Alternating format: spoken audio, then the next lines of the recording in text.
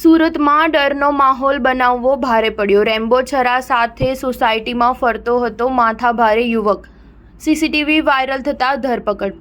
સુરત શહેરમાં પરપ્રાંતીય વિસ્તારો પોલીસને પરસેવો પડાવી રહ્યા છે। તેમાં લિંબાયતમાં યુવાન રેમ્બો છરા સાથે લોકોને ધમકાવતો હોવાના સીસીટીવી વાયરલ થયા હતા। સીસીટીવી આધારે લિંબાયત પોલીસે યુવકની ધરપકડ કરીને લોકોને ડરના માહોલમાંથી મુક્તિ અપાવી હતી। લિંબાયતના નીલગિરી વિસ્તારમાં સમાધાન બાગુલ નામના વ્યક્તિનો આતંક ફેલાયો હોવાનું સામે આવ્યું હતું। આ અસામાજિક તત્વએ શ્રીનાથ સોસાયટીમાં રેમ્બો છરા સાથે નીકળી લોકોને ધમકાવ્યા હતા।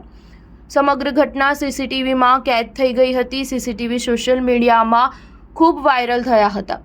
આવા તત્વોને પોલીસનો કે કાયદાનો કોઈ ડર ન હોવાનું સામે આવ્યું હતું। આવા તત્વો પર પોલીસ કાર્યવાહી કરે તેવી લોકોની માંગ ઉઠી હતી।